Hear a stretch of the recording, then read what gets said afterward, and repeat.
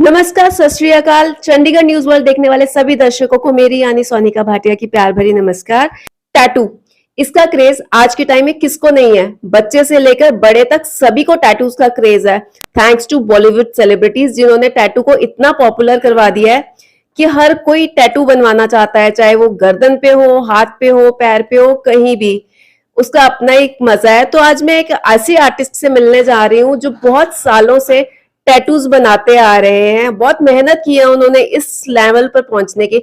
आप मेरे पीछे देख सकते हैं कि ये कितने कलर्स पड़े हैं।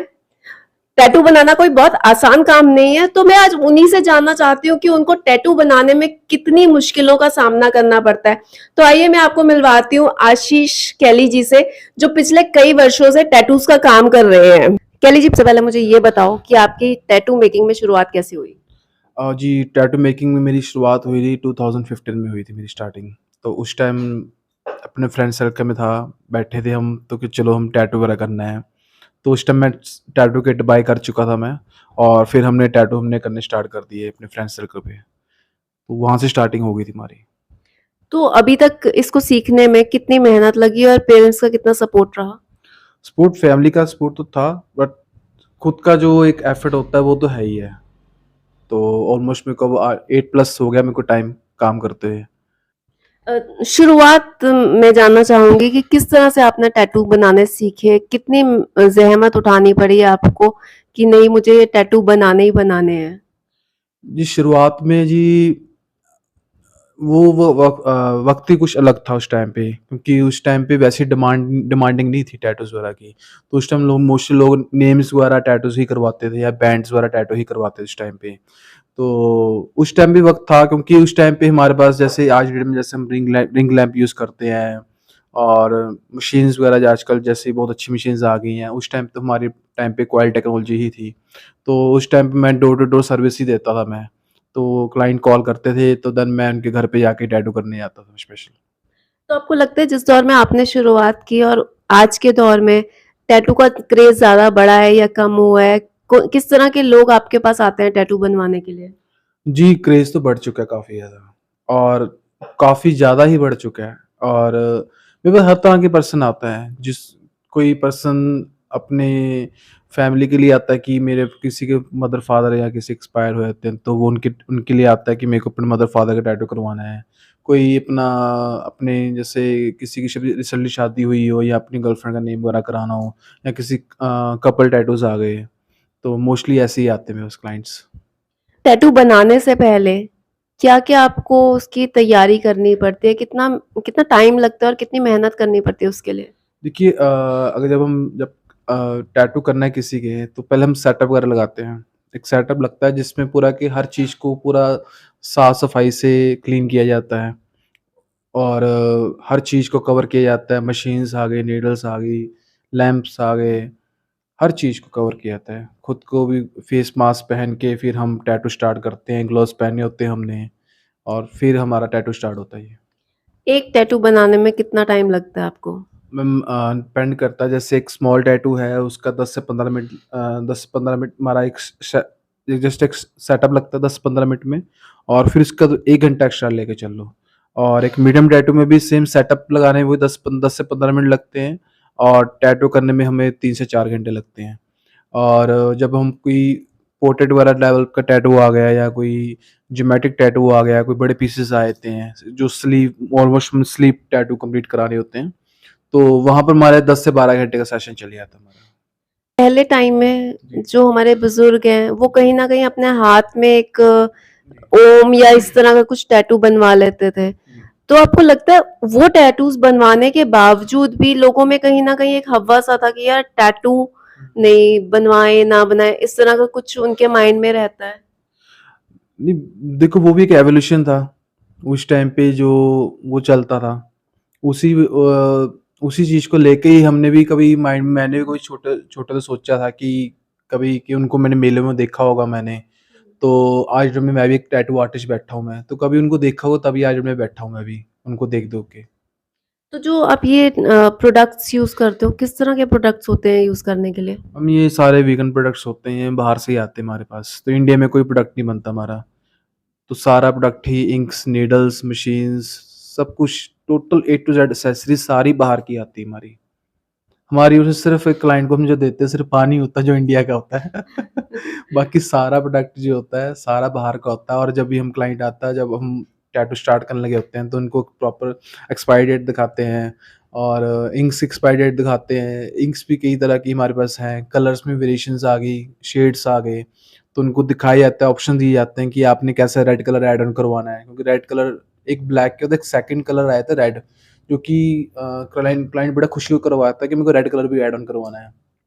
तो उसमें भी हम शेड्स दिखाते हैं कि आपने कौन सा रेड कलर ऐड ऑन करवाना है। अच्छा, वैसे ना कहा जाता था कि जब निडल चलती है आपके जी, जी। किसी भी पार्ट बॉडी पार्ट पे, तो वो एक पेनफुल प्रोसेस होता है। एक्चुअल में ऐसा होता है? देखिए 2 चीज़ें होती हैं, एक तो क्लाइंट तो पहले ही अपना मन बना के आया होता है कि मैंने टैटू करवाना है, तो अगर आधा पेन तो उसका वैसे ही माइंड में निकल जाता है। दूसरा हमारे हाथ के ऊपर होता है, जब हम वर्क करते हैं क्लाइंट के ऊपर तो पेन तो होने देते नहीं हैं और पेन तो वहाँ पर है जब क्लाइंट बहुत ही एक अनप्रोफेशनली कोई आर्टिस्ट है, वो ब्रूटली वर्क कर रहा है क्लाइंट के ऊपर और ब्लड निकल रहा है, क्लाइंट पूरा पेन में है, रेडनेस आ गई और बाद में पर्सन फिर आता है दोबारा कि मेरा टैटू लाइट भी हो गया, टैटू बड़ा स्मजी हो गया, ठीक है जी? तो वो तो बहुत अनप्रोफेशनल हो गया, बट जब एक प्रोफेशनली बात करें तो ये चीज़ें कभी नहीं आती। अच्छा, अगर हम देखें ना बहुत से लोग हैं जो टैटू मेकिंग का काम करते हैं, बट जैसे आपने बताया प्रोफेशनलिज्म अनप्रोफेशनलिज्म, तो कोई भी अगर चाहता है तो वो कैसे देख सकता है कि क्योंकि कई बार हो सकता है किसी ने बहुत अच्छा अपना स्टूडियो बनाया हो बट एक वो जी, अनप्रोफेशनली जी, काम जी। करता हो, एग्ज़ैक्टली। तो उसको आप कैसे देख सकते हो कि नहीं ये बंदा ठीक है या नहीं है? देखो हर कोई भी पर्सन ने अगर जैसे मेरे को भी अगर टैटू करवाना है, तो फर्स्ट थिंग मैं ना पहले इंडिया के टॉप वाले टैटू आर्टिस्ट देखूँगा कि इंडिया के टॉप टैटू आर्टिस्ट कौन से हैं। फिर टॉप टैटू आर्टिस्ट में मैंने अपना देखना है कि मैंने क्या करवाना है। फिर उन टॉप टैटू आर्टिस्ट में किसका स्टाइल सबसे अच्छा लग रहा है जो कि मेरे अकॉर्डिंग मेरे को जो स्टाइल करवाना है। अगर वो आर्टिस्ट उस स्टाइल में अच्छा है और उसकी स्केचिंग भी अच्छी है, टैटू कितने सालों से करता आ रहा है, उसके रिव्यूज़ देखूँगा मैं, रेटिंग देखूँगा मैं, ठीक है जी? देन उसको मैं कॉन्टैक्ट करूँगा मैं। आपने मुझे बताया कि आज के टाइम में ना बहुत सारे लोग हैं जो टैटू मेकिंग कर रहे हैं, तो इन सब के बीच में खुद को स्टैंड करना कितना आसान या कितना मुश्किल है? देखिए आर्टिस्ट तो काफ़ी अच्छे आ चुके हैं चंडीगढ़ में। पहले ऐसा नहीं था च पहले 2015 में आर्टिस्ट बहुत कम थे चंडीगढ़ में, हार्डली 2-3 टैटू आर्टिस्ट थे। अब तो काफ़ी बढ़ गए हैं, अब तो दिल्ली के, हैदराबाद के, पुणे के, मुंबई के, अब चंडीगढ़ में आके अपना स्टूडियो उन्होंने ओपन कर लिया अब अपना। तो ठीक है अपना कहते हैं, वो भी कर रहे हैं, हम भी कर रहे हैं वर्क। खुद को सबसे डिफरेंट दिखाने के लिए जी, जी। जो टैटू आर्टिस्ट हैं उनकी बात कर रही हूँ, आप एक्स्ट्रा क्या करते हैं कि लोग आपकी तरफ आपके पास ज़्यादा आएँ? एक्स्ट्रा तो हम ऐसा कुछ नहीं कर रहे हम, बस ये है कि प्यार-प्यार की बात है जी।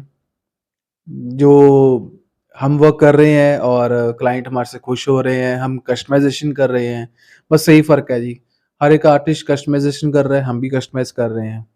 बस अभी क्लाइंट के हाथ में है कि किसको किस क्लाइंट को किस आर्टिस्ट का कस्टमाइज़ पार्ट कितना अच्छा लग रहा है। मैं एक चीज़ और जानना चाहूँगी कि जैसे लोगों ने टैटू बनवा लिया, थोड़े टाइम के बाद मन भर जाता है कि बस यार, फिर उसको रिमूव करने का क्या प्रोसेस रहता है? Is it difficult? नहीं, रिमूव के लिए तो इतना कुछ है नहीं, लोग को कोई इतना कोई आता तो नहीं हमारे पास ऐसे रिमूव करवाने के लिए। कोई न्यू करवा लेते हैं या सो टैटू कवर अप करवा लेते हैं। रिमूव में तो मैम वो लेज़र ट्रीटमेंट आ जाता है, वो तो बिल्कुल ही डिफरेंट सेपरेट सिस्टम आ जाता है, वो डर्माटोलॉजिस्ट के हाथ में आ जाता है तो। हम तो या तो टैटू कवर अप कर देते हैं या उसी टैटू को और बढ़िया बनाकर क्लाइंट को पेश कर देते हैं। जाते-जाते जी। जो भी लोग अब टैटू बनवाना चाहते हैं, उनको कोई सजेशन देना चाहोगे आप? बस यही है कि आप अगर जब भी टैटू करवाना हो तो गूगल पे सर्च करो पहले। देखो पहले कि पर्सन के स्केचिंग कैसी है उस पर्सन की, कितने सालों से है मार्केट में वो और क्या वो आईएसओ सर्टिफाइड है भी है, वो नहीं है और टैटूज़ किस लेवल तक उसने कर रखे हैं। आपको एक चीज़ ऑटोमैटिकली जब आप दिल से चीज़ को ढूँढोगे ना, आपको समझ आ जाएगा ऑटोमैटिकली। सब मतलब हर एक का ना एक हर एक में एक सिक्स्थ सेंस होती है हर एक पर्सन में कि कौन सा पर्सन बंदा गलत है, कौन सा बंदा सही है।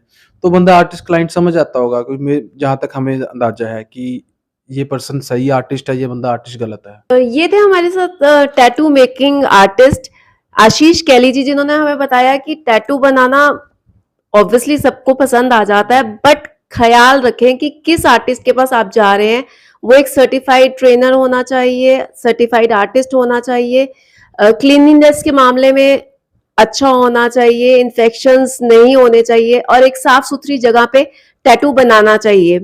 तो आप सब लोग भी ट्राई कर सकते हैं इनके पास आकर। आप जुड़े रहे हमारे साथ, देखते रहिए चंडीगढ़ न्यूज वर्ल्ड। किसी और इंटरव्यू में फिर कुछ और नई जानकारी के साथ आपके सामने हाजिर होंगे। तब तक के लिए नमस्कार।